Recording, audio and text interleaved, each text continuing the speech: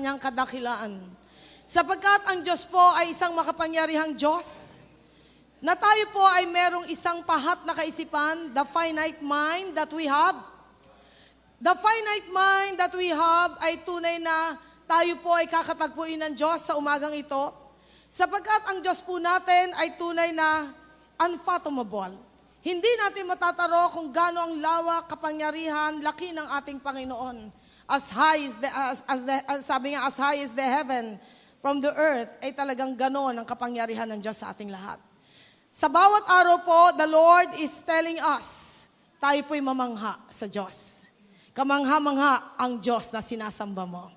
Pakisabi mo sa katabi mo, kamangha-mangha ang Diyos. At dahil po tayo may kamangha-manghang Diyos, sa oras na tayo katagpuin ng Panginoon, hipuin ang buhay nating lahat, ang buhay mo ay magiging kamangha-mangha. Sapagkat the greatest miracle that we can ever see in this world is to see changed life. Yung mga buhay na binago ng kapangyarihan ng Diyos. Sapagkat ang buhay na binago ng kapangyarihan ng Diyos, magiging kamangha-manghang buhay yan, na ito ay magiging isang kaibang buhay, a different life, a unique life, extraordinary life, supernatural life, miraculous life, sapagkat one touch from God, it will change everything in you. At ito'y mahalaga sa buhay natin sa umagang ito, patuloy na tayo katagpuin ng Diyos.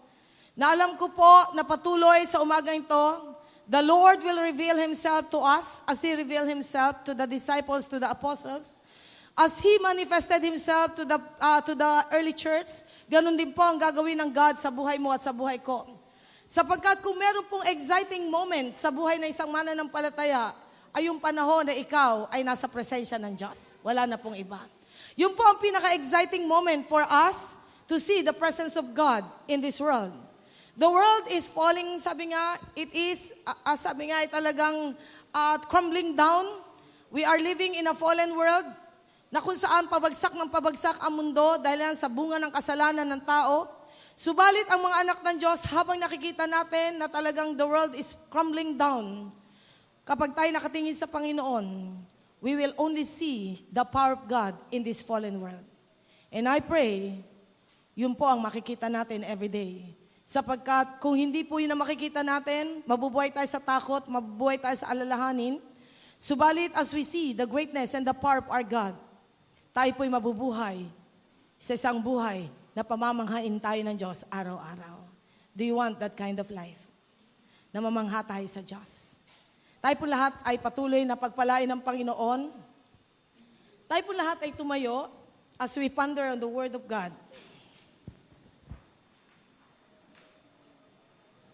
Let's open our Bible sa Acts chapter 5. Acts chapter 5, verses 12 hanggang 16. How the disciple move in the spirit of power. At ito po ang gusto ng Panginoon sa buhay nating lahat, that every one of us will move in the spirit of power. Let's read from verse 12 to verse 16. Tayo po lahat ay sabay-sabay na bumasa. The apostles performed many miraculous signs and wonders among the people. And all the believers used to meet together in Solomon's colonnade. No one else dared join them, even though they were highly regarded by the people. Nevertheless, more and more men and women believed in the Lord and were added to their number. As a result, people brought the sick into the streets and laid them on beds and mats so that at least Peter's shadow might fall on some of them as he passed by. Crowds gathered also from the towns around Jerusalem, bringing their sick and those tormented by evil spirits, and all of them were healed. Pagpalain ng Diyos ang kanya pong mga salita. Isa pong bagay ang gusto ng Panginoon iparanas sa buhay mo at sa buhay ko ngayon, that every one of us will experience God moment by moment. Sapagkat ito po ay isang bagay na gusto ng Diyos sa buhay ng bawat tao na nandito sa mundo ngayon, that we will experience God and encounter Him in a very supernatural way. At ito po ay isang bagay na gusto ng Panginoon maranasan ng hindi lang ng early disciples, But even the now disciples, the now generation, tayo po yun, na kung saan pinasahan tayo ng baton of faith, baton of grace, baton of power from God, na ito po ay dapat na talagang araw-araw hawakan natin, sapagkat as we activate our faith every day, we will experience God. Napakalaga po sa bawat isa sa atin na ikaw at ako, mag-desire tayo more of God and less of us. Na lalo nating maranasan ng Diyos at ang pagiging makasarili ay bawas na natin, unti-unting mawala sa atin ay ating sarili at ang maiwan sa atin ay ang kapangyarihan ng Diyos sa buhay nating lahat. Sapagkat katulad ng sinabi ni Paul, we have been crucified with Christ. It is no longer I or you lives, but Christ lives in us. Napatuloy na makita ng Panginoon ang buhay mo at buhay ko, ang buhay mo at buhay ko ay siyang binubuhay natin ay ang Panginoon. What made the early disciples and the early Christians so successful in the ministry? Bakit para bang titingnan natin ay iko-covet natin? This is what we call holy envy. Isang banal na pagkainggit. Hindi ho lahat ng pagkainggit ay masama. Pero ito yung isang klaseng pagkainggit na gugustuhin natin. Gusto natin maranasan ang naranasan nila. Marami mga tao na iinggit sa kagwapuhan, kagagandahan, sa karanasan ng iba, sa yaman, sa mga kapangyarihan. Ito'y walang kakwenta-kwentang inggit sapagkat magdadala lang sa kapahamakan. Subalit yung isang banal na pagkainggit na i-desire natin kung paano naranasan ng mga lalaki at babaeng nagtiwala sa Diyos, ang kapangyarihan ng Diyos, ito'y tinatawag na holy envy. Na i-desire natin na tayo po'y talagang katagpuin ng Panginoon every time I see yung mga anointed men and women of God. While, sabi nga na sila'y nasa harapan ko, nakikita ko, they preach the word of God. With power and with might, with the strength from heaven, with the anointing from heaven. Isa lang ang dinidesire ko, Lord, I covet that, I covet that, I covet that. Sapagkat yun po ang pinakamahalaga na maranasan natin, sapagkat yun po ang pinaka-importante sa buhay ng totoong mananampalataya. Yung touch ng Diyos sa maraming mga tao, maging touch rin ng Diyos sa buhay mo at sa buhay ko. Gusto po ba natin yun? Na yung kapangyarihan ng dumadaloy sa buhay nila, maging kapangyarihan na dumadaloy sa buhay natin, the manifested power ng God. What motivates these early disciples to give their excellent best to God? Ano nga ba ang talagang nagtulak sa kanila na ibigay nila ang excellent best nila sa Panginoon? Ano ang motivation nila? Ano ang driving force nila? Bakit talagang gusto nila na ibigay ang best nila sa God? At that time, it was not that easy to become a Christian. Sapagkat pag sinabi mong Christian ka, ihanda mo na ang sarili mo sa great persecution. The Inquisition at that time ng mga Roman Empire, it's not a joke na ikaw ay talagang maparusahan. Sapagkat marami sa kanila ay binalatan ng buhay. Marami sa kanila ay talagang inilubog sa kumukulong mantika. Marami sa kanila ay pinakumpabaligtad. Marami sa kanila ay talagang pinugutan ng ulo. Marami sa kanila ay pinahabol sa mga leon. Marami sa kanila ay sinilaban ng buhay. Marami sa kanila ay talagang tinastasaan ng pagkatao. Pero isang bagay lang, hindi nila kayang kunin ang pananampalataya ng mga taong ito.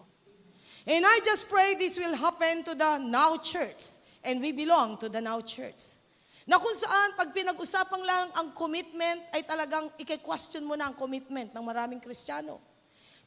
Hindi na yung pagiging, sabi nga, ito yung pinaka-gift na ibinibigay ng Panginoon sa maraming early church at the time. And even now, ito yung isang klaseng gift na minsan lang gagamitin ng tao, hindi mo na magagamit kailanman. This is the gift of martyrdom. Ika'y maging martir para sa Diyos. Pero nung panahon na yun, sila'y naging martir para sa Diyos. They gave their all to God and they were willing to give their life for Jesus. Na ngayon po, makikita natin, pagdating sa mga commitment, ay talagang may mga times in question ng Diyos sa commitment ng bawat isa sa atin. Why? Sapagkat minsan commitment pa lang, ay talagang hindi mo na makita yung talagang desire for God.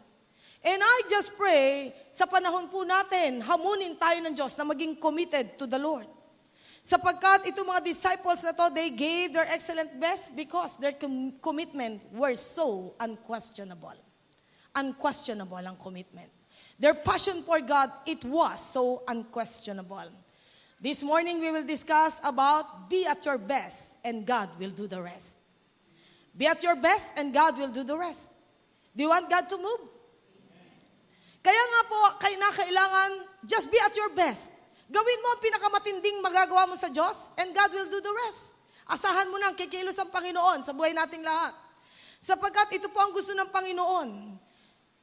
Who was behind the success and the victory of the early disciples?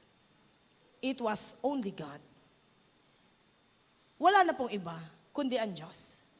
Sapagkat nung sila ay kinasiyahan ng Espiritu Santo ng Diyos, nang sabi ng Panginoon doon sa Luke chapter 24:49, wait till the power from on high comes upon you.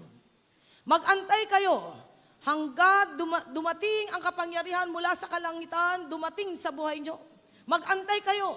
And they waited patiently till that power from on high came upon them. It was the Pentecostal day. At na-receive nila ang kapangyarihan ng Espiritu Santo. And what Jesus said in the Word, it happened to them. He said to His Word, yung ating theme for this year, sa John 3:34, and He will give Spirit without limit. Na ibibigay niya ang kanyang Espiritu Santo sa buhay nating lahat na walang limitasyon. Na talagang, sabi nga, sky is the limit. Gusto niyo ba yung sky is the limit? Ha? Na walang limitasyon na ibibigay ng God sa atin. It was said to the disciples, before the Pentecost came, the Lord told them, for the one whom God has sent speaks the words of God, for God gives the Spirit without limit. Na ito'y unlimited power ng Diyos sa buhay mo at sa buhay ko, na kung saan ito po ay papaganapin ng Lord, especially in our time, sapagkat the outpouring of God is now. Ngayon yon. Nothing and no one stops their passion for God. Walang talagang tumigil, nagpahinto sa kanilang passion for God. Walang nagpahinto maging sa mga opposition na hinaharap nila, the persecution.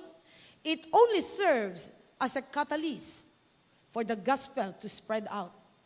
Naging talagang ito ay naging catalyst for the gospel of the Lord to spread out. At ang buong mundo ay naabot ng gospel because of that zeal na inilagay ng Diyos for these people. Na kung saan ito'y naganap ng sinabi ng Panginoon, you will be persecuted, but you shall receive power when the Holy Spirit has come upon you. And you shall be my witnesses. Sa Acts 1:8, to Jerusalem, Judea, Samaria, and to the uttermost part of the earth, you shall be my witnesses. And you know what? Ang mag-aad ng apoy sa buhay ng totoong mananampalataya kapag ikaw ay nagsishare ng tungkol sa Diyos. Walang pinakamasarap kundi i-share mo ang tungkol sa Diyos. Wala na pong iba. I-share mo na i-share wherever you go, anuman ang sitwasyon ng buhay mo, i-share mo na i-share ang Word of God to them. Sapagkat ito ang pinaka-greatest gift that we can offer at the feet of Jesus. Wala na pong iba. Kundi i-share natin ang gospel. Once you do that, meron something joy in your heart, not joy unspeakable, sapagkat the Spirit of the living God is moving in your life, and the angels of heaven will impart to you the joy that they were experiencing every time there is a one sinner who repents. Kaya nga po'y napakahalaga ito sa buhay nating lahat. Sabi ko nga kahapon, nung pumunta kami sa okasyon ni Nikki, that wedding, Lord, gusto ko po, may ma-sharean ako tungkol sa iyo. Gusto ko may ma-sharean ako tungkol sa iyo. Basta may ma-sharean ako tungkol sa iyo. Parang ayokong ma-incomplete yung day ko na nandun ako, parang nakatungha nga lang ako doon na nag-enjoy lang ako sa wedding. Hindi. Sabi ko, gusto ko may ma-share. True enough, merong tao na nakasharean ko at that time, kapatid ni Jose Marichan. Siya yung kasama ko. Sabi ko, kaya pala nag-change yung aking kapartner. Kasi nakita ko pala yung face ng kapatid ni Martin Yebera, parang hindi Hindi siya. Pero nakita ko ito, wow, this man, he must hear the word of God. And then while talking, nung time ng ceremony, sinashare ko na sa kanya ang gospel. And you know what? Sabi ko to that man, you have to receive Jesus as your Lord and Savior in order that you will be assured of heaven. Na kung saan dito po pinapakita na sa atin ng Diyos, na that simple word ay pwede natin impart sa tao wherever we go. Sapagkat hindi mo na kinakailangan ng tiyempo. Kinakailangan mo, basta may tao, may tiyempo ka na. Yun ang kailangan. Sapagkat napakalaga sa buhay nating lahat, as we see the world is crumbling down, Anong klase bang tao yan? Kailangan natin ipahayag ang salita ng Diyos. Higher and wider, the word of God and the gospel spreads throughout the whole world. The flame became a fire. Yung flame ay naging apoy. Na kung saan ito po ay pinapahayag sa atin that early disciples came, na talagang sa mga lugar na pinuntahan nila at doon ay share nilang gospel. And the world was touched. And these disciples, according sa Acts 6, verse B, these men of God turned the world upside down. They turned the world upside down. The camp of the enemy was so alarmed. Naalarma ang kampo ng kaaway, sapagkat ayaw ni Satanas na mga tayo kikilala sa Diyos. Kaya nung ikay bago nakakilala, ilang beses ka kayang hinadlangan? Ilang beses ka kayang talagang pinigil-pigil? Sino dito ang bilis-bilis mong kumilala sa Diyos? Sino dito ang pinigil-pigilan ka? Na umatay ng Bible study, pinigil-pigilan ka na ma-meet mo yung friend mo na Christian, pinigil-pigilan ka ng mga tao na talagang pwede mong makarinig ka ng gospel. Sino dito ang talagang nagtago ka pa at tumakas ka? Pakitaas ang kamay ng mga nagiging totoo lang ngayon. Na dito po makikita natin, lahat tayo ay talagang tumakas, lahat tayo ay talagang nagtago, lahat tayo ay umayaw, lahat tayo, salamat na lamang. Ang lambat ng Diyos ay laging nakaumang sa ating lahat para hulihin ka ng Diyos. At salamat, walang pinakamabilis kundi ang kamay ng Diyos para hipuin ka, kahit si Palos talo. Na dito makikita natin, napakalaga na kapag hinuli ka ng Diyos, napakasarap. Na pag nahuli ka na ng Diyos, that would be the beginning of true life sa buhay nating lahat. Is that true sa atin? Nung na-born again tayo, nagpasimula ng totoong buhay. Nung tayo wala pa sa Diyos, buhay-buhayan lang. Pero nasa Panginoon tayo, buhay na buhay ka na. Pakitignan mo ang iyong katabi kung totoong buhay yan. Kinakailangan maging totoong buhay tayo. Sapagkat yun ang gusto ng Panginoon sa buhay nating lahat. Their fire spread from Jerusalem, Judea, Samaria, and to the uttermost part of the world. Na yun sa Acts 1:8 ay naganap sa buhay nila. At yung flame and the fire that they started doon sa Jerusalem, Judea, Samaria, ito ay nagbigay ng pasimula ng ipinanganak at lumago ang iglesia at marami pang iglesia ng Panginoon. Doon nag-birth out, doon nag-grow ang church and the churches of true God. At tayo po'y naabot. Kaya ngayon, nasa church ka. Amen?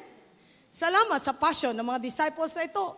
At ang mensahe nila ay nag-cross all over the world, na-empowered sila ng Holy Spirit ng God, at sila ay talagang naging matatapang na mga sabi nga, mga talagang, yung mga sila ay belong to that bandwagon of courageous people of God.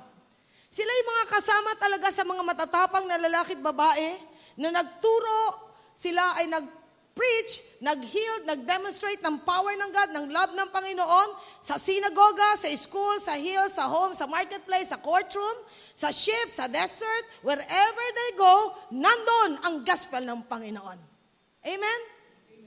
Kaya nga po dyan natin makikita, these early disciples gave us the best example, na kung saan tayo po ay gagamitin ng Panginoon, at saan man sila dinadala ng Panginoon, history and lives was changed. Nabago ang history at pati buhay ng tao. Many received the gospel at with so much joy, ang church po ay nag-bloom at blossom sa mga dugo ng mga martyrs na ito. Kaya nga po kung tayo nakakita ng mga martyrs ngayon, sa iba't ibang lugar, ang sabi nga mga Christian na pinapatay, inuulit ng Panginoon that religious war. Ito po ang tawag ngayon dito sa mga persecution sa ibang bansa, religious war, as in the days of the apostles. Naggrabe ang nangyayari ngayon. When the Holy Spirit works, there is always a movement. Kapag nagtatrabaho ng Holy Spirit, may movement ito. At kinakailangan as the Spirit of the Lord moves, follow Him where He moves. Follow Him. Sundan mo kung saan kikilos ang Espiritu Santo ng Diyos. And you know what? That will put excitement sa puso nating lahat, fire and growth sa heart natin. Now, the question is, what is your part in expanding Christianity. Ano ang bahagi mo sa pagpapalawak ng Kristyanismo? Meron ka bang mga kaibigan patuloy mong dinadala sa Diyos? Meron ka bang kabarkada, kumare, kumpare, kapitbahay, kamag-anak na patuloy natin dadalhin sa Panginoon? And what is your place in this movement? Meron ka ba ditong lugar sa movement na ito? Kinakailangan tayo po ay mag-isip ngayon. Ito ba'y panahon na tayo po ay talagang magre-relax lang sa nagaganap sa mundo? O do we need to make this move speedily? Dapat ba mabilis? Yes, dapat mabilis. Bakit po? Bago ang buong mundo ay kumagat sa pain ng Islam. You know what? The last days religion will be Islam. At kinakailangan makakilala maraming mga tao at hindi tayo papayag na ma-Islamize ang buong Pilipinas. Amen? Amen? Na kinakailangan hindi talaga dapat mangyari yun sapagkat the Philippines belongs to Jesus. And there's no other God that we will all bow down before Him except the name Jesus. Wala nang iba. Kaya nga ito po isang panahon na tayo po ay kakatagpuin ng Panginoon. Ang sabi po dito sa verse 12 to 13, the apostles performed many miraculous signs and wonders among the people, and all the believers used to meet together in Solomon's colonnade. No one else dared join them, even though they were highly regarded by the people. Parang natakot ang maraming tao na sumama sa kanila. Bakit? Matindi ang persecution sa panahon na yon. Bagamat mataas ang paningin na marami sa kanila at that time, natakot ang marami na sumama sa kanila sapagkat matindi ang persecution. At nung time na yun, narinig nila ang nangyari kay Ananias at kay Sapphira dito sa chapter 5, above verses. Nung time na si Ananias at Sapphira ay talagang nag-commit ng kanilang, sabi nga, ng offering sa Church of the Living God at that time, dinaya nila ang God, nagsinungaling sila sa Espiritu Santo, kaya nga sa panahon na yon, si Peter ay tumayo at sinabi, hindi kayo nagsasabi ng totoo, kayo nagsisinungaling sa Espiritu Santo ng Diyos. At nang unang namatay ay si Ananias at sumunod si Sapphira. Dito po pinapakita na ang early church ay talagang nag-move ng gusto ang kamay ng Diyos. Hindi pwede na kalakalahati ang puso sa Panginoon. Hindi pwede kalakalahati ang devotion sa Panginoon. Hindi pwede rin ang pagbabasa ng Biblia ay panaka-naka. Kinakailangan kung gusto po natin maranasan ang kapangyarihan ng Diyos, we need to become committed to read the Bible, to pray every day, and share the Word wherever we go, and worship the Lord. Kinakailangan maganap po ito. Sapagkat kung hindi po natin gagawin ito, nakakatuyo ang mundo. Mapapansin mo para kang balon na nawala na ng helium, nawalan ka na ng nadideplete ka na unti-unti, na kahit nasa loob ka ng church, hindi mo nararamdaman, parang tuyot ka na. Wala kang excitement sa God. You know what? If the Lord will give us so much passion na coming from heaven, worship will become so exciting to us sapagkat that would be the time that we will meet God together as a church. Amen? Na everyday your devotion will become so exciting sapagkat mamimit mo ang Diyos sa kanyang pangungusap, may papahayag ang Panginoon sa iyo. At ito'y mahalagang buhay na ipinapahayag ng Diyos sa ating lahat. Why did the disciple had this kind of commitment to God? Sapagkat they have great faith. Ito po'y mahalaga sa buhay mo at sa buhay ko. Anong gagawin natin? How can we become, contagious? Paano tayo magiging contagious sa mundong ito? How can we captivate the heart of many? One, create an atmosphere of great faith. Continue to create an atmosphere of great faith. Patuloy po tayong mag-create ng atmosphere ng great faith na kapag ikaw ay naroroon everywhere you go, people will feel your faith, people will see your faith, people will hear your faith. Kinakailangan hindi fake. Hindi kinakailangan fake ha? F-A-K-E. Ang kailangan natin, F-A-I-T-H, faith.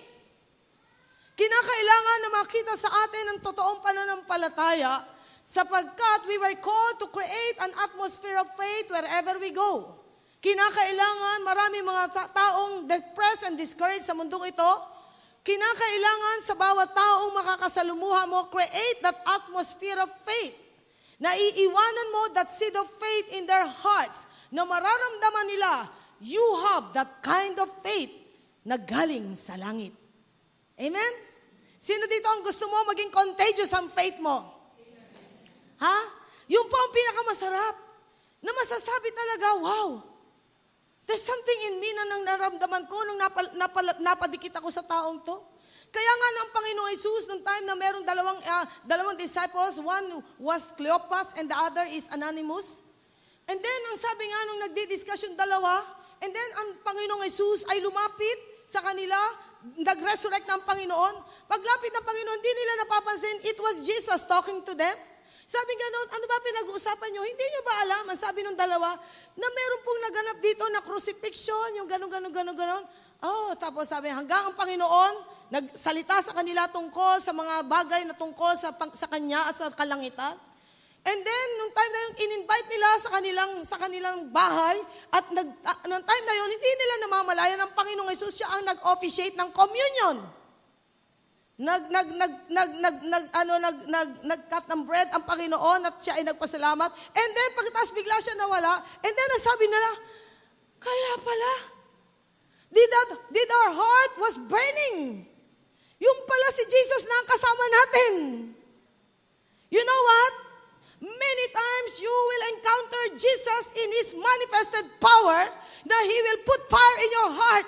Sapagat the presence of God is everywhere. Everywhere we must see Jesus, feel Jesus, hear Jesus, because this is the time, the outpouring of God is now. Napakalaga po niyan. Kaya nga sabi, did not our heart burning while He was talking to us? Hindi ba para ang puso natin umaapoy nang siya'y nangungusap sa atin? You know what? Kapag nangusap ang Diyos sa'yo, siguradong aapoy ka. Wala tayong karapatang maging usok at abo lamang. Partida pa lang, sa mukha pa lang ng tao, alam mo kung may apoy o abo na lang. Pakisilip mo ang mukha ng katabi mo kung apoy o abo at usok. Kinakailangan maramdaman ito sa atin. Sapagkat we need to continue to create an atmosphere of faith to the people around us, sapagkat many people ay talaga mawawalan ng faith. Mawawalan sila. Sapagkat ma-absorb na sila ng problema sa mundong ito. What made them so zealous despite that great persecution? Bakit sila naging passionate, so zealous to God? It was the empowerment of the Spirit of the living God. Sila ay kinasiyahan ng Espiritu Santo ng Diyos, and it gave them so much fire to do the ministry and to worship God. Kaya nga sa Acts 2, ang sabi po dyan, sa Acts 2, when the Spirit of the living God came, ang sabi po sa verses 1 to 4, ito po ang naranasan nila. When the day of Pentecost came, they were all together in one place. Suddenly, a sound like the blowing of a violent wind came from heaven and filled the whole house where they were sitting. They saw what seemed to be tongues of fire that separated and came to rest on them. And each one of them, all of them were filled with the Holy Spirit and began to speak in other tongues as the Spirit enabled them. Wow! You know what? They were just sitting and waiting and praying and worshiping, and that word, suddenly. Alam nyo, powerful yung word na suddenly. Kapag ang puso mo ngayon ay tinuon mo sa Lord and praying to God, Lord, I want your touch. I want your Spirit to move in my life. Hindi kung saan-saan wating-wating ang utak natin. Baka nakaupo ka dyan, nandun sa kabilang kalye, nandun na sa Jollibee ang utak mo, nandun na sa mamaya pupuntahan mo, nandun na sa parting pupuntahan mo, sa mga taong tatagpuin mo, nandun na sa mga bagay-bagay. You know what? Nakakalungkot dyan. Dumaan na ang Panginoon, di mo pa napansin. Kinakailangan, tayo po ay mag-concentrate sa Lord. What are you saying to me, Lord? Ano ang gusto mo sabihin sa akin? Na dito po makikita natin, they were just waiting, worshiping to God. And suddenly, the Spirit of the Lord came and the whole place, and the people, these 120 disciples, they were all filled with the Spirit of God, and they started to speak in tongues. Dito po makikita natin, ano ang naging bunga nito sa buhay nila. Ano po ang naging bunga nito kapag merong visitation of the Spirit? Ang sabi sa 42 ng chapter 2, they devoted themselves to the apostles' teaching, to the fellowship, to the breaking of bread, and to prayer. Saan po nila dinevote ang kanilang mga sarili? Ano-ano sinabi po dyan? They devoted themselves into the apostles' teaching. Hindi nakakasawa sa kanila ang pag-aaral ng salita ng Diyos. Every day po to ha. Hindi to once a week. Every day. Kaya nga po tayo minsan, once a week na lang minsan magkita. Ay, tagal naman. Di ba? Na may mga times nandiyan tayo para bang sleepy hollow na tayo. Kaya nga diyan natin makikita, they devoted themselves every day to the apostles' teachings, fellowship. Yang katabi mo, wag mong pagsasawa ang makita mo kanyan. Pag yan born again at ikaw born again hanggang langit, kasama mo yan, kaya wag kang magsasawa dyan. Hanggang langit, eternal. Kaya nga, sabi nga, to the breaking of bread, sila ay talagang nagko-communion every day. To prayer, sila ay laging nagpe-pray. At dito po makikita natin na wala silang ginawa kundi yun ang gawin nila. Wow! Masarap bang gawin ang mga bagay tungkol sa Diyos?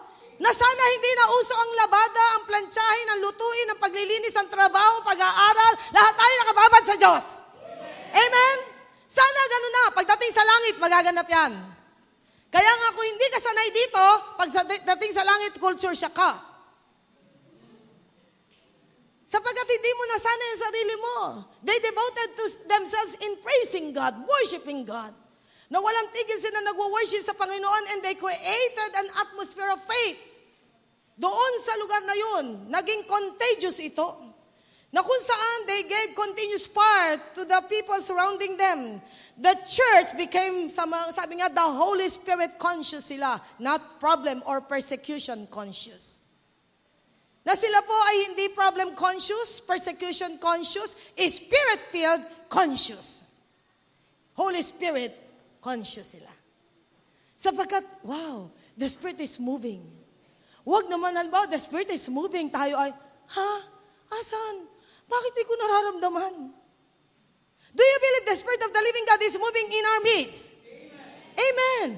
Kaya nga po, if the Spirit of the living God is moving and Jesus is here and the Father is watching us, what kind of worship and what kind of listening you will give to God? The best. Kinakailangan the best po.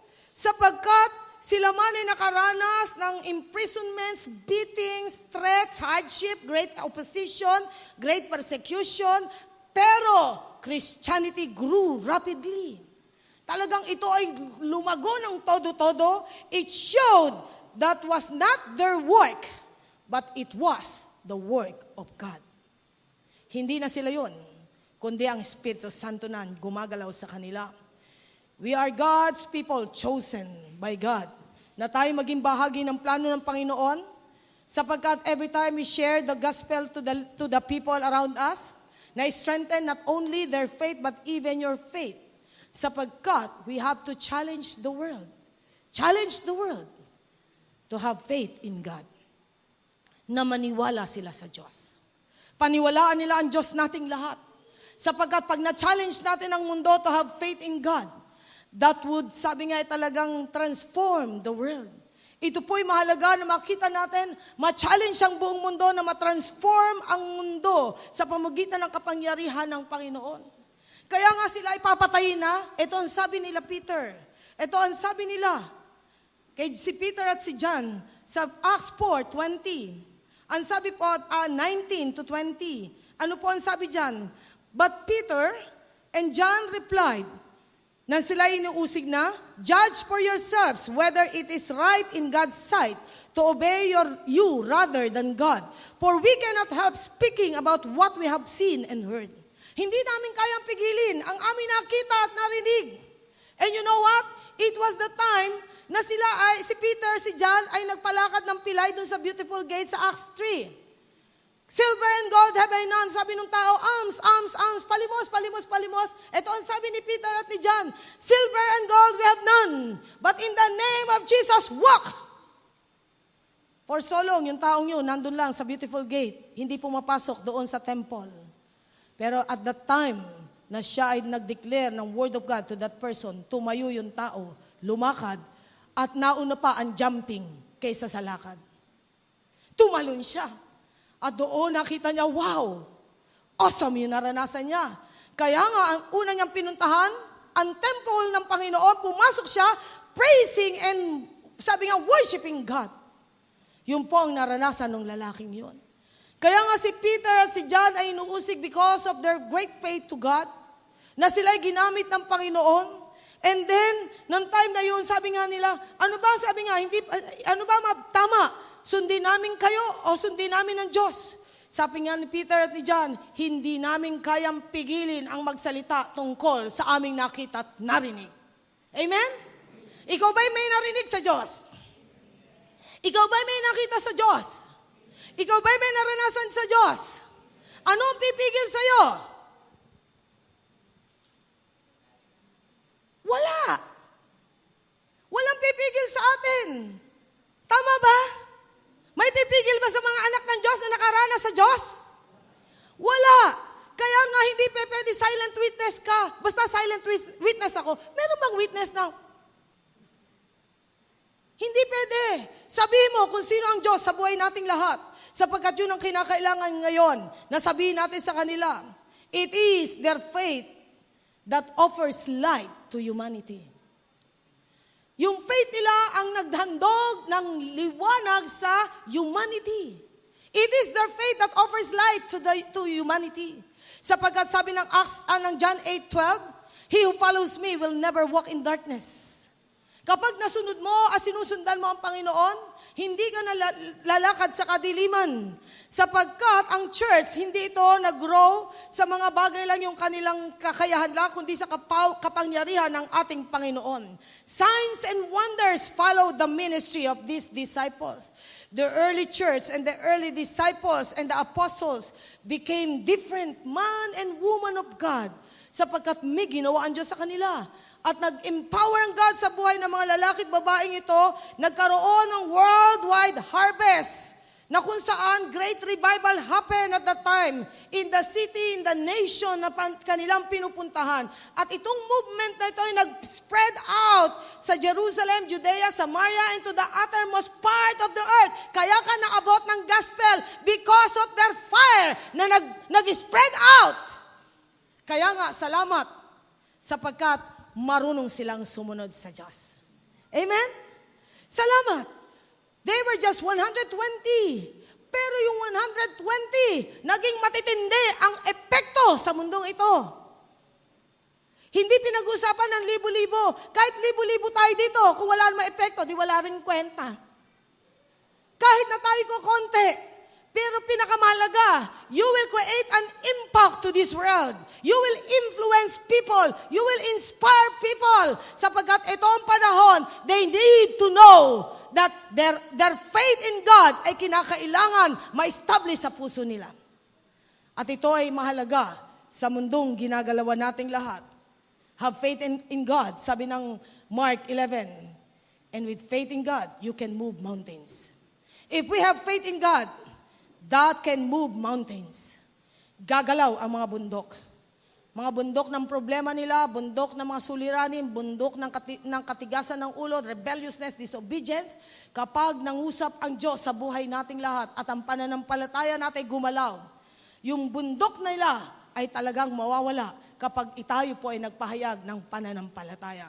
And this is the season na ang Diyos ay tumatawag ng mga lalaki at babaeng may pananampalataya. Sino dito ang pwedeng ibilang sa mga sundalong may pananampalataya sa Diyos? Kaya nga po, napakalaga sa buhay nating lahat. Sapagkat these early church disciples became vibrant, victorious, and they became agent for change. Naging agent sila sa pagbabago. Kaya nga pati priest ay na-change.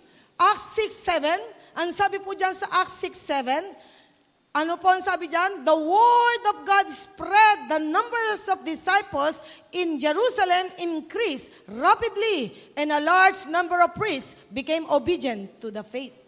Pati yung mga priest, sacerdote, na talagang relihiyon lang ang alam, na born again, dahilan sa kanilang pananampalataya at tumindi ang kapangyarihan ng Espiritu Santo ng Diyos sa mga disciple. The more na pagagamit ka sa Diyos, the more na you will be empowered by God. The more na oo ka sa Diyos, the more the anointing of God will, sabi nga, increase in your life. The more na ikaw ay nagsasabing, yes Lord, use me, the more faith will arise in you. And the more you are willing for God to speak to your heart, the more ang Word of God mag-arise in you. And the more na sinasabi mo sa Lord, use me to this darkened world, the more the light of God will shine out in you. Sapagkat, kung gusto mo increasing ang lahat sa buhay mo, then be willing to become a vessel. Amen? Are you willing to become a vessel for God? Pakilagay nga natin ang ating mga kamay pataas sa Diyos. Sabihin natin, I am willing, Lord. Make me a vessel for you. Thank you, Lord. Amen. Napakalaga po yung willingness natin. Number 2, ano po ang sinasabi sa atin ng salita ng Diyos diyan sa ating binabasa?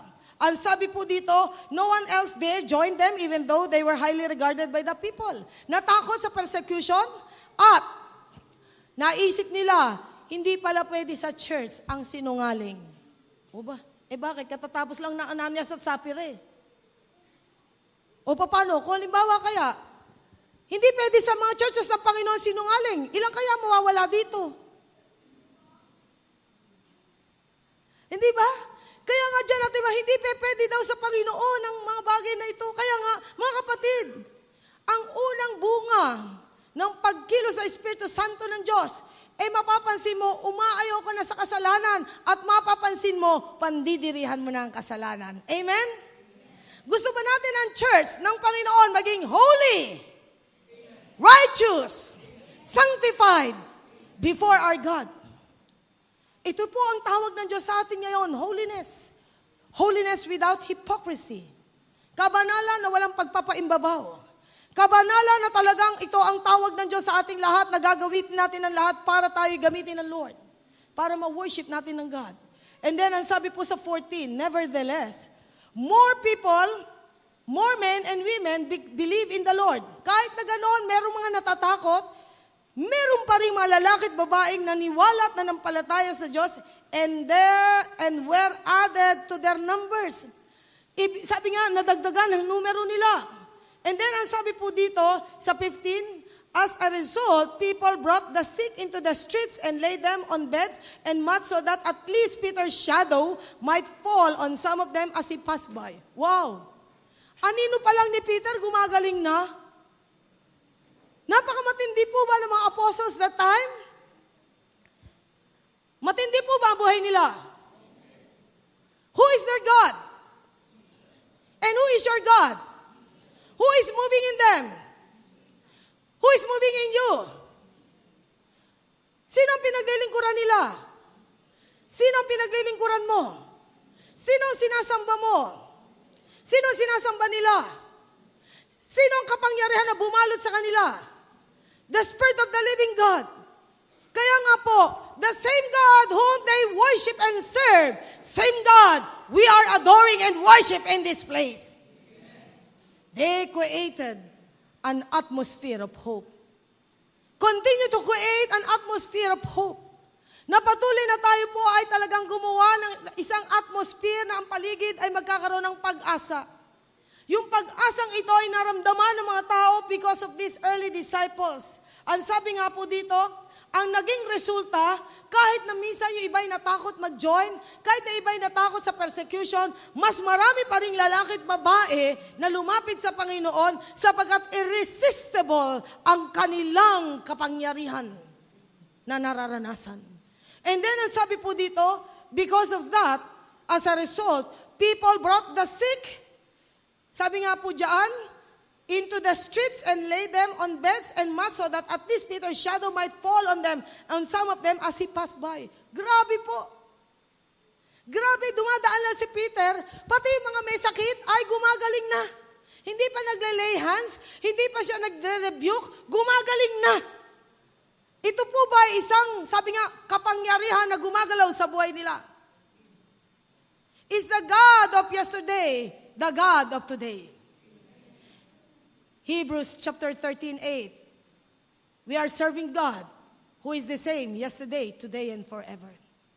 Na ano ang Diyos nila noon, ganun din ang Diyos natin ngayon, ganun ang Diyos na susunod ng mga henerasyon. Same God we will worship, and same God we will serve, same God who will move, same God who will empower us, same God who will anoint us. At ito po ay tunay na kikilos sa buhay ng bawat isa. Kaya nga, it is my duty, it is your duty if you are a true believer to create an atmosphere of hope. Marami pong mga tao ngayon, marami mga problema. Marami silang dinadaan ng mga sitwasyon sa buhay nila. Marami silang mga crisis.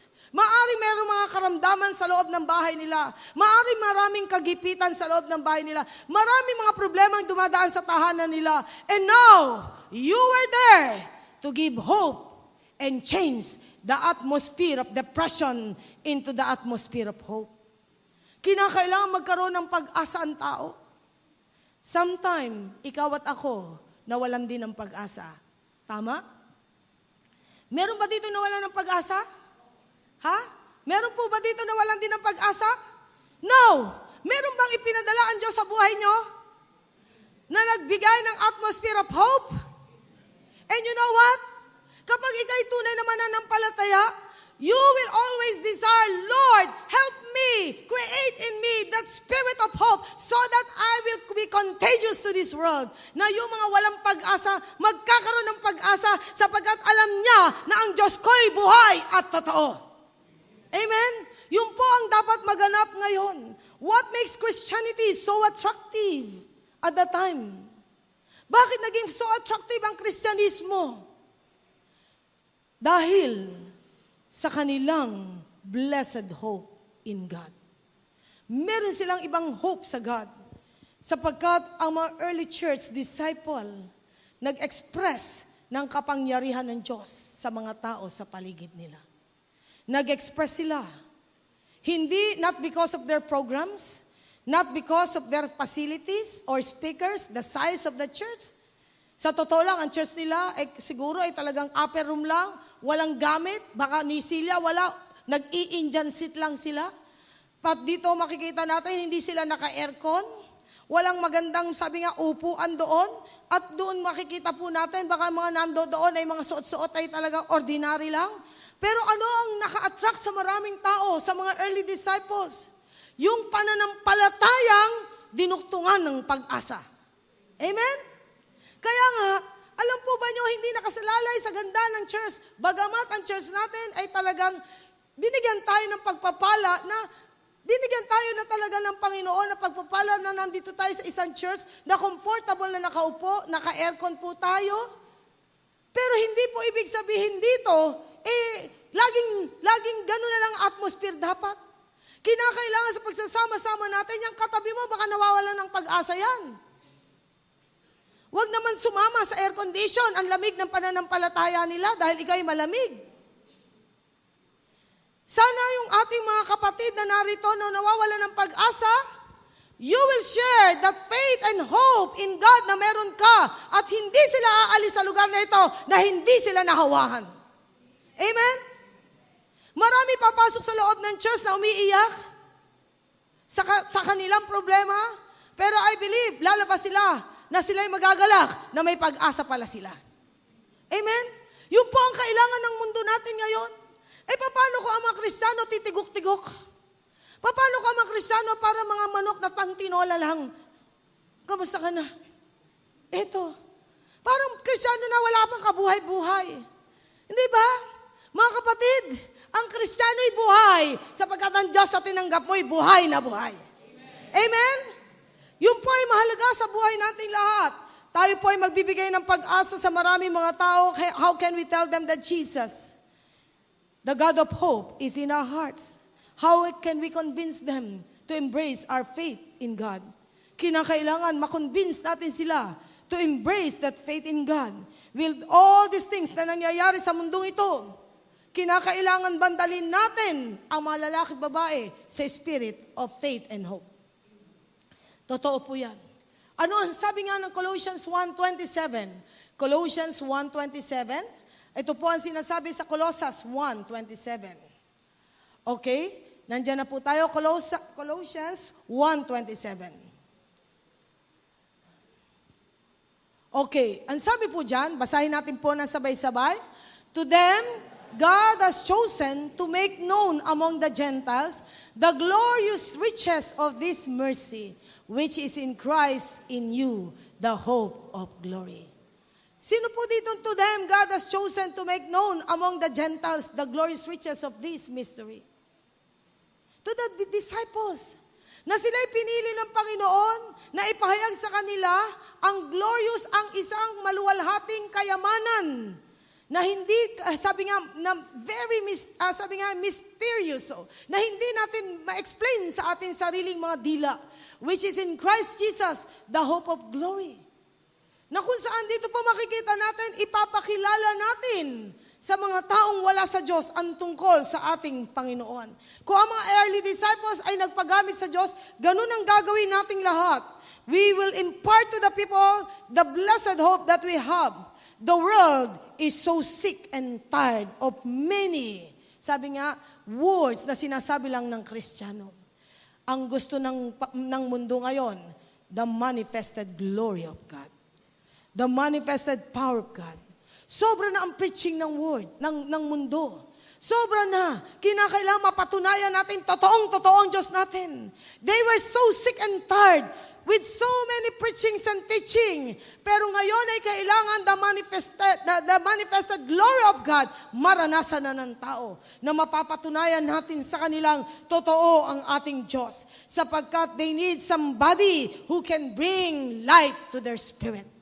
Kinakailangan nila ang mga lalaki at babae na magdadala ng liwanag sa espiritu nila. And we have this anchor of hope. Walang iba kundi ang ating Panginoon, Hebrews 6:19. He is the anchor of our hope. Angkla ito ng ating pag-asa. Mayanig man ang mundo, may angkla tayo. Na tayo man ay talagang dinadaluyong ng maraming problema sa mundo, nakaangkla tayong lahat sa Diyos. Sapagkat we have this hope as an anchor for our soul, firm and secure, na walang iba kundi ang ating Panginoon. Amen? We need to bring people to the bandwagon of hopeful believers. Magyaya ba tayo ng mga, sabi nga, ng mga talagang taong mananampalataya at aasa sa Panginoon? Kinakailangan po na talagang bring these people to that bandwagon of faith and hope. Sapagkat nakasakay ka dyan eh. Pag believer ka, nakasakay ka dyan eh. Baka may estudyante ka na nawawala ng pag-asa at gusto nang magpakamatay, kailangan nila ang salvation. Then, share to them the word of God. Be sensitive sa mga tao sa paligid mo. Maging sensitive tayo sa mga taong nakakasalamuhan natin. Baka hindi mo alam, may mga tao na sa paligid mo nawawala na ng pag-asa, nawawala na ng pananampalataya, and you are the only person na talagang inaasahan ng Diyos. Mag-share. Kaya nga po, huwag tayong titigil. I-share natin ang gospel. Huwag tayong titigil. Kailangan i-share natin ang gospel. Just be sensitive sa mga tao sa paligid natin. I remember nung one time na may Bible study kami dito ng mga taga-Binild. Ano sila, tatlong mga pair sila, mga boyfriend, mag-girlfriend. O apat yata sila. Nagsisiksikan kami doon sa maliit na office ng church, yung ating garahe. Doon kami nagba-Bible study para wag kaming maanuhan ng kung may dumating sa church. And then at that time, first time ko nakita isang lalaki that time sa umupo sa Bible study, and the Lord spoke in my heart, magpapakamatay ang taong yan. Wow, strong word. And then, nung time na yun, tinignan ko siya, kaka-introduce pa lang ng pangalan niya sa akin. Sabi ko, I don't know. First time kitang makita. Pero ito, sabi ng Lord sa'yo, magpapakamatay ka raw. Alam nyo, ang taong yun, tumayo, isang kabataan, at the time siguro 18 to 19 years old siya. Yumakap siya sa akin na maigpit, umiyak na umiyak. Luha, sipon, andyan na sa aking balikat, hinayaan ko lang. Hindi ko pwede sabihin, teka lang, may laway ka na eh. Hindi pwedeng ganoon, hayaan ko lang siya. Umiyak siya ng umiyak. Luha, sipon niya, lahat. Umiyak, yumakap siya. Ang sabi niya sa akin, totoo po ang sinabi niyo. I was just contemplating kung ano ang gagamitin ko. You know what? If you will encounter those kind of people, that would be an unforgettable to you. Why? We must all feel the heart of God to the people. We must see the people in the eyes of God. Kinakailangan magkaroon sila ng pag-asa sa Diyos. Yung taong yun, until now, nagko-communicate sa akin, kamusta na po, ganun-ganon, pray niyo po ako. Siguro, matagal ko na siya hindi nakita, baka 10 years mahigit ago na. Pero, alam niya kung ano yung naranasan niya sa Diyos. Alam niya yun. Kaya nga, I just pray na patuloy tayo gamitin ng Panginoon sapagkat your hope and my hope is secured and immovable, anchored in God. Napakalaga nito when Jesus saw, Matthew chapter 9, the people in that place, they were harassed, 35 to 38, they were harassed and helpless. When Jesus saw these people in that place, when He went in that place, He saw these people harassed and helpless. He had compassion to them. And then, ito ang sabi ng Panginoon. Noong time na nakita niya itong mga taong ito, He was preaching to the villages, teaching to the synagogues, and then He preached the good news of the kingdom and healing every disease and sickness. Doon sa 36, when He saw the crowds, He had compassion on them because they were harassed and helpless and hopeless, like sheep without a shepherd. Katulad nila ito pa, na talagang wala ng pastol. 37, and He said to His disciples, to the early disciples, the harvest is plentiful. Pinakita ng Panginoon, I believe, ang Panginoon ang kamay niya habang nagsasabi siya, the harvest is plentiful. Ito ang sinasabi ng Panginoon, ang aanihin ay napakarami, nakaturo ang kanyang kamay sa mga taong ito, the helpless, the hopeless, and the harassed people. The harvest is plentiful, but the laborers are few. Pray for the Lord of the harvest to send forth. Who? The workers into the harvest field. Kaya nga, sabi ng Panginoon, napakaraming aanihin. Ipanalangin nyo. Ipanalangin nyo for the Lord of the harvest. And who is the Lord of the harvest? The Holy Spirit. Pray for the Lord of the harvest to bring the workers in the harvest field. Sapagkat the people, they have the 3 H in their lives. Harassed, helpless, and hopeless. Kailangan nila ang Diyos. At tayo po, we have that anchor, secured, immovable, na kung saan dahil tayo nakakabit sa Panginoon. Depression is the most common emotional ailment of society. Ang depression po, pangkaraniwang sakit ng lipunan ngayon. Hindi mo alam, may mga tao kang nakakasalumuha, depressed sila.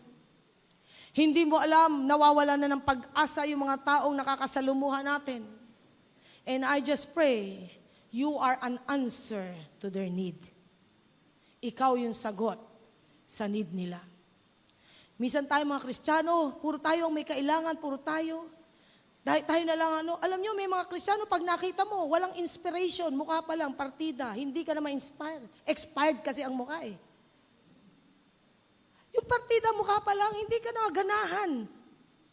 Alam niyo kung bakit? Ba't pag nakita mo, parang laglag ang mukha, laglag ang balik at laglag. Daig pa yung laglag bala. Di ba? Kaya nga dyan natin makikita parang walang kabuhay-buhay. Alam niyo, though you have so many things in your heart, na marami ka rin problema, marami ka rin dinadaing sa buhay, pero you know what?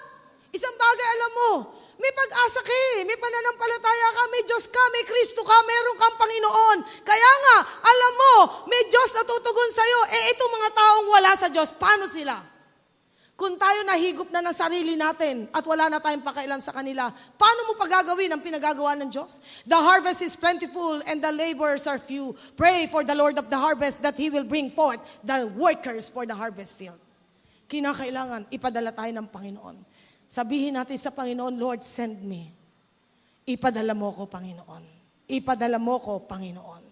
Sapagat alam natin, kailangan natin pasabihin sa taong tungkol sa Diyos.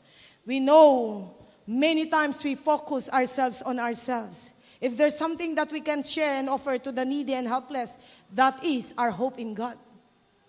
Hebrews 11:1, faith is the assurance of things we hope for and the assurance and the conviction of things that we do not see. Kahit hindi pa natin nakikita ang langit, naniniwala tayong may langit. Tumingala nga po kayo, naniniwala ba kayo may langit? Ha? Buti na lang, church natin, ito lagi ko sinasabi, tayo po ay may bintana, nakita mo ang langit. Lagi tayong pinapaalalahanan ng Diyos, may langit. Pakisabi mo sa katabi mo, may langit, tumingala ka lang, may pag-asa ka na. Kinakailangan tumingala tayong lagi sa Panginoon sapagkat siya ang creator of everything. We have our eternal hope. Everything in this world is passing away, but we have eternal hope in God. Though even the righteous might suffer in this world, kahit yung mga taong matutuwid, merong mga suffering in this world. But nothing can stumble us and fall, sabi nga, and make us fall because we put our hope in God. Kaya nga tama yung sabi ng psalmista si David sa Psalm 42, why so downcast, O my soul? Put your hope in God. Put your hope in God. Ang sabi, ibigay mo ang pananampalataya mo sa Diyos. We need greater faith.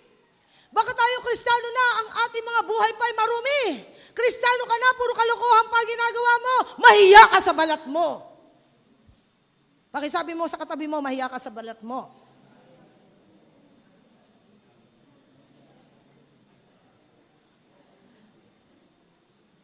Alam niyo kung bakit? Ako minsan talaga para ako nanggigigil. Minsan I see people, the faces. I can feel something. Minsan parang, bakit parang merong nagre-revolve in my heart? Kristiyano na, minsan hindi pa rin tinutuwid ang buhay. Kristiyano na, alam mo, dapat ayos na tayo. Marami pa rin kalukuhan ng tuktok.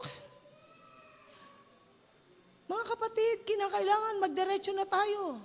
Huwag na tayong bubulusok, pabagsak. Sapagkat marami nang bumabagsak ngayon. Marami na talagang hindi nagiging maayos ngayon. Kinakailangan maging matuwid tayo sa paningin ng Diyos. Sapagkat many ay talagang wala ng kapag-apag-asa. At sinong gagamitin ng Panginoon? Yung mga vessel na holy and righteous before God. Paano mo sasabihin sa kanila, ang Diyos ay matuwid, dapat tayo magbago. Baka sabihin sa'yo, at mamayang konti, baka kung may poses pa doon ha? Baka yung poses pa mag-rebuke sa'yo. Di ba? Diyan natin makikita, mahalaga po ito sa harapan ng Diyos. Kinakailangan, kung meron tayong gustuin nating maging maayos. Sapagkat we can be a vessel for the living God. Sapagkat ang lahat ng bagay sa mundong ito, iiwanan natin. Iiwanan natin. I tell you, promise, iiwanan natin lahat. Wala kang dadalhin. Kahit si Ayala Subel, sila Madrigal, sila Bill Gates, sila mga Rothschild, si mga Roosevelt, yung mga mayayaman sa buong mundo, ay talagang iiwanan nila ang lahat. Iisa lang ang dadalhin natin lahat, pantay-pantay tayo, pagdating sa kamatayan. Ang isa lang ang dadalhin natin, if we have faith in God, that would move mountain. Kaya nga po, yan ang pinakamahalaga. Greater faith, greater hope, greater action. Yun po ang kailangan natin. Greater faith, greater hope, greater action. Dito po makikita natin, ipinakita ng mga disciples ang pananampalataya nila, ipinahayag nila, minanifest nila, and many became believers. Many. And lastly, ang sabi po dyan, sa verse 16, crowds gathered also from the towns around Jerusalem, bringing their sick and those tormented by evil spirits, and all of them were healed. Kung lahat ng, sabi nga ng mga tao sa city, sa bawat lugar, ay talagang may move ang Diyos, what would be the result to the city, to the province, to the nation? You know what? There will be joy in the city, in the nation. Continue to create an atmosphere of joy.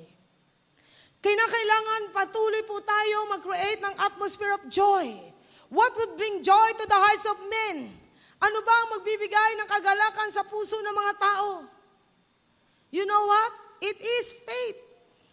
It is hope. It is the touch of God. Nagdadala ng kagalakan. Nakita ko sa YouTube, doon sa Germany, yung mga refugees, na mga ilang mga Syrian refugees, ay talaga sinishare ng mga German Christian. At doon sa church na yun, ay binabaptize yung mga refugees na yun. And then, ang sabi nga doon sa na hindi naman interesado ang mga Syrian na to, mga taong ito na galing doon sa Muslim sa place na yon, na sila ay talagang sabihin natin na interesado mabigyan ng German passport, kundi interesado sila na makilala ng gusto ang Diyos. Yun ang kanilang naging interest. Kaya nga sabi, kahit hindi kami bigyan ng German passport, gusto namin makilala ang Panginoon at sila'y nagpabaptize. Kaya nga dyan natin makikita na maraming taong uhaw. I remember noon, meron dumating dito na padala ni Pastor Jun Matundan, mga Russian not Russian, mga missionary from America. And then si Pastor Owen, naalala ko yung apelido niya, si Pastor Owen, kasi nagbigay siya sa akin ng book, kaya naalala ko yung apelido niya. Nung nandun daw po siya sa Russia, katatapos lang ng, ano ba yung tawag doon sa iron wall? Yung sa Russia, sa communism? Iron Curtain, meron ng Russia, di ba? Nung katatapos lang natanggal ang komunismo sa Russia, nakapasok ang mga maraming mananampalataya, the pastors, the missionaries. At isa si Pastor Owen, kanyang asawa na pumunta doon, author siya ng book eh. And then, nung time na pagdating niya doon sa isang restaurant, meron lumapit sa kanya isang Russian. At ang sabi ng isang Russian, I heard you are missionaries from America. Yes. And then sabi ganun itong Russian, would you share to us about Jesus? Nasa restaurant po yun, ha?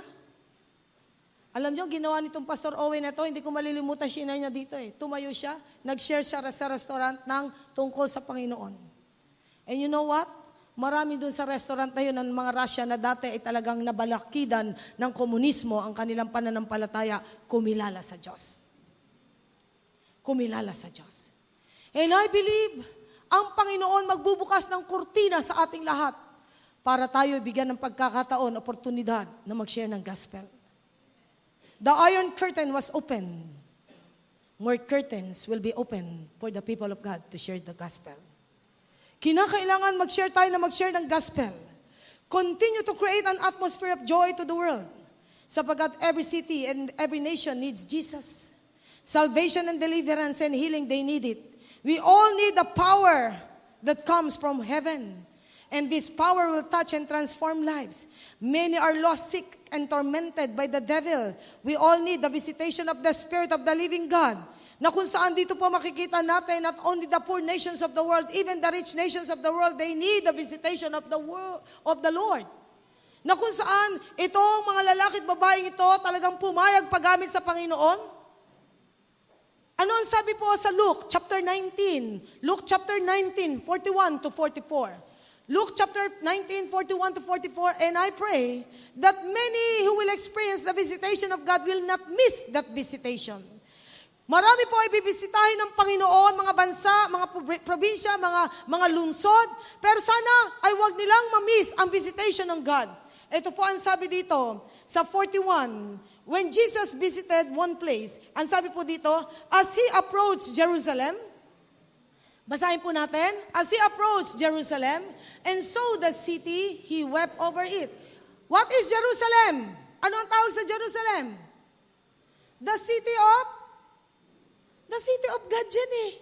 Jerusalem. Kaya nga, ano sabi dyan? And said, if you, even you, had only known on this day what would bring you peace, but now it is hidden from your eyes. The days will come upon you when your enemies will build an embankment against you and encircle you and hem you in on every side. They will dash you to the ground, you and the children within your walls. They will not leave one stone on another because you did not recognize the time of God's coming to you or the time of God's visitation to you. Is it happening now? In the past and now? Is it happening? Did they ignore the visitation of God? Huh? Did they ignore Jerusalem, the city of God? Did they ignore the visitation of God? Yes. Kaya nga napansin nyo, nangyayari ba hanggang ngayon na sila iniikutan ng kalaban nila ng mga Pilisteo? Na may mga atak-atak pa rin sila? Ano ang kulang? Bakit nagaganap pa rin ito bagamat sila'y chosen people of God, beloved by God, the apple of God's eye, sapagkat they miss the visitation of God. Oh, Jerusalem! Kung alam mo lang ang sabi ng Diyos, kung alam mo lang kung ano ang magbibigay sa iyo ng kapayapaan, sana pinansin mo na ang Diyos. Kaya ang theme song ng Diyos hanggang ngayon sa Jerusalem, kahit konting pagtingin. Bakit? The people of God, na talagang binigyan ng so much attention ng Diyos until now, ignoring God. Kung alam nyo lang kung sino itong bumibisita sa inyo, hindi sana kayo na-atake ng sabi nga, sobrang atake ng kaaway. Ang Jerusalem po ay walang tigil ang gera until now. At ang sabi dyan, they will not leave one stone or another because you did not recognize the time of God's coming to you. Even your children will suffer. Nakakalungkot po ito. The city of God. Until now, ignoring God. Ilang pamilya kaya ini-ignore pa rin ng Diyos? Ilang pamilya kaya kinakailangang magdilubyo bago alalahanin ng Diyos? Ilang kaya mga bansa patuloy na iniisnab ang Diyos? Ang France, ano ang tawag sa France? The city of light and love. Ang France po, the city of light and love. Pero ano ang sabi ng isang kabataan nang siya in-interview? We cannot sleep with peace. We don't know kung merong attack ang kaaway sa amin. Ang sabi nito mga Pranses, France is not the same anymore. Bakit? Naranasan nila ang mga attack na ito. What would truly awaken every city, every nations of the world? Ano ang gagawin ng Diyos para gisingin ang bawat lungsod, probinsya, bansa? Ano ang kailangan para matutong tumingala muli ang tao sa Diyos? Kailangan ba ng mga pag-uga? Kailangan pa ng mga gyera? Kailangan pa ba ng mga dilubyo? Kailangan pa ba ng mga catastrophic thing para sabihin ng tao, they need God? Hindi kailangan mangyari yan. Ngayon pa lamang, lahat tayo lumapit sa Diyos. Pakisabi mo sa katabi mo, umpisahan mo. Umpisahan mo. Alam nyo, kinakailangan mag-umpisa tayo na tayo mismo ay maging zealous for God. Sapagkat alam natin kailangan na ng tao ang Diyos. Eternal life is within the reach of many. Is within the reach of the nations of the world. Kayang-kayang abutin ng taong buhay na walang hanggan. Sapagkat ang kailangan lang gawin ng tao, tanggapin ito at paniwalaan ang Panginoon na namatay sa krus ng Kalbaryo. Sapagkat ito po ang kailangan. Sabi nga ng Panginoon, kung alam mo lang kung sino ang nagbibigay sa iyo ng totoong kapayapaan. Anong sabi ng Panginoon sa John 14:27? My peace I give unto you. Not the peace that the world gives, but my peace I leave unto you. Let not your heart be troubled. Kinakailangan dito po makikita natin, iniwanan ng Panginoon ang kanyang kapayapaan. Not the peace that the world is giving. Maraming mga tao, they can have peace pag walang problema, pag maraming pera, pag walang karamdaman, pag maayos ang mga relasyon. Paano? Meron pa kayang ganun perpekto? May tao kayo walang problema. Sa bawat pamilya ba, may karamdaman? Sa mga pamilya ba, maraming kagipitan? Huwag natin sabihin, the rich and famous, they have none of those things. Remember, pare-pareho lang tayo. Meron din silang karamdaman, may problema rin sila, meron din silang mga pagsubok sa buhay. Poor and rich are the same. Pero what would bring peace to this world? Ang sabi ng Panginoon, peace on earth, goodwill to men. Kaya nga may Christmas tayo eh. Peace on earth, the angel said, to the shepherd, and goodwill to men, joy to the world, the Lord has come. Joy to the world, the Lord has come. Let earth receive the King. Napakalaga po ng bawat tao sa mundo'y tanggapin ng Panginoon, sapagkat siya lang ang merong ino-offer na totoong kapayapaan, hindi kapayapaan na katulad na ibinibigay ng mundo. Kapayapaan na kahit nagkakagulo, payapa ka. The end result of the work of the Spirit sa buhay ng bawat isa is lasting joy. Kaya nga sabi ng Panginoon sa John 15:11, I am saying this to you, that your joy may be complete, and that my joy will be in you. Para makumpleto ang kagalakan mo at ang kagalakan ko'y mapasayo. Sinasabi ng Panginoon, kailangan nating mag-abide sa Panginoon, manatili tayo sa Diyos. Amen? Unlike the worldly joy and peace, na kung saan dito po makikita natin, ang worldly peace and joy in the absence of conflict, and absence of trials, in the absence of problems. Yun ang kanilang joy at peace. Tayo, in the presence of trials, in the presence of conflict, in the presence of poverty, in the presence of sickness, we have joy and peace. Amen? Alam natin yun, meron tayong confidence in that assurance that God has given us. May kaibahan ng Kristiyanong may pananampalataya. May kagalakan tayo. Walang taong narito na walang problema. Lahat yung katabi mo may problema. Sa harap, sa likod, sa iyong mga left and right, may problema yan. Kaya lang, ang Kristiyano kahit may problema, hindi halata. Huwag naman tayong Kristiyano. Katiting na problema, kala mo, pinagsakluban ng langit at lupa. Daig pa ang pasas. Sabi nga na author, na si Pastor Umali yata yun, hindi ka pasas, ubas ka. Eh, ang ubas, nananariwa. Ang pasas, natutuyo. Ang itsura ng katabi mo, kung hindi pasas, prunes. O tamo, natawa kayo?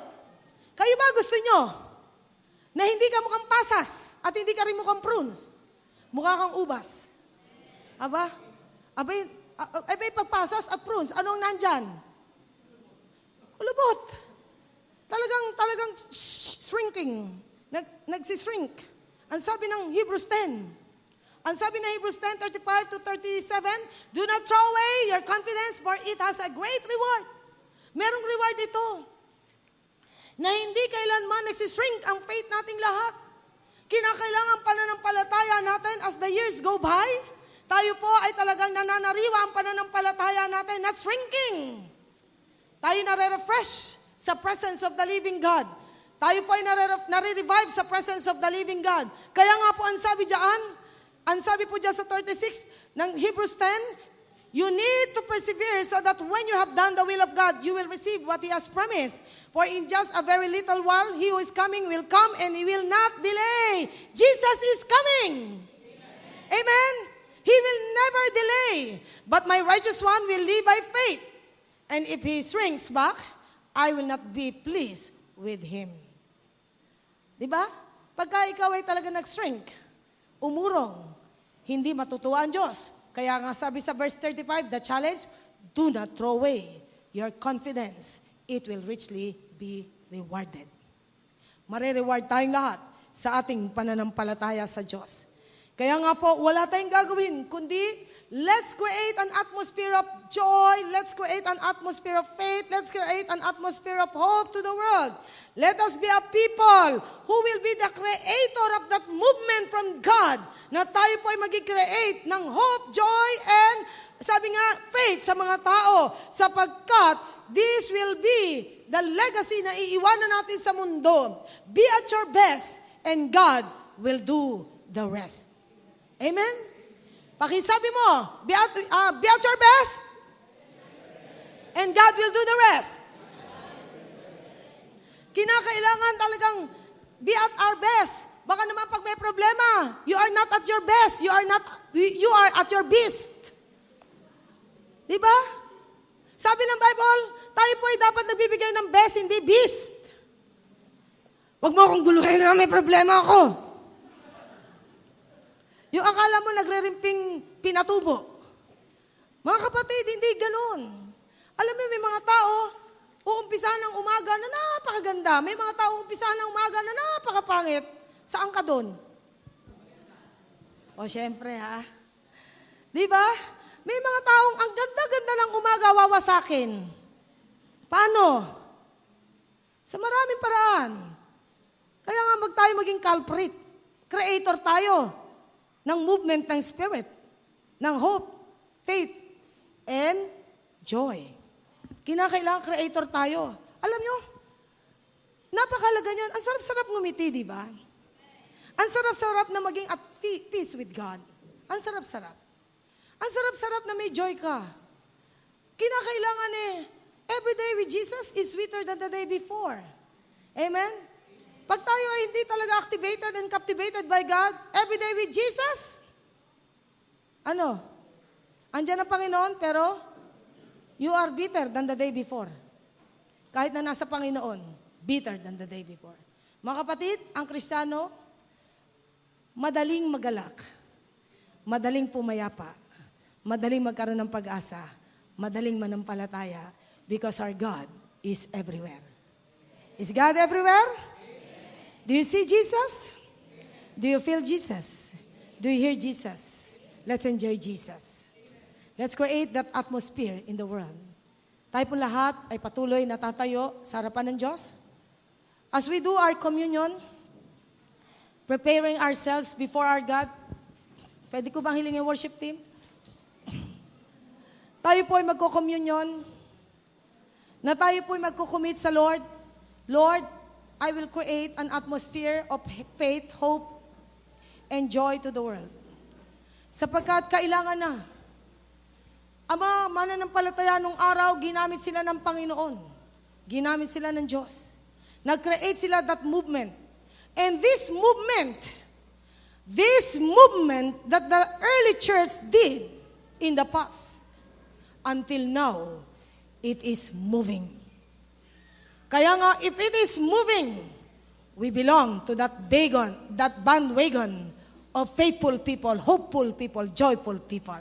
Amen? Sabi mo sa yung katabi, you belong to that big bandwagon. Mahirap yung nagsasalitang wala kausap, ha? Humanap kayong kausap. You belong to that bandwagon of faithful people, joyful people, hopeful people. Let's go and create that movement to this world. Amen. Let's create that movement to this world. Patuloy na tayo hipuin ng Panginoon. People need the Lord. People need the Lord. And I believe, no other time for you to commit your life to Jesus except now. Except now. Kinakailangan sabihin natin sa Lord, Lord, Praise. make me an instrument of thy peace. Where there is hatred, let me sow love. Where there is injury, pardon. Where there is despair, hope. It is in giving that we receive. Amen, Lord.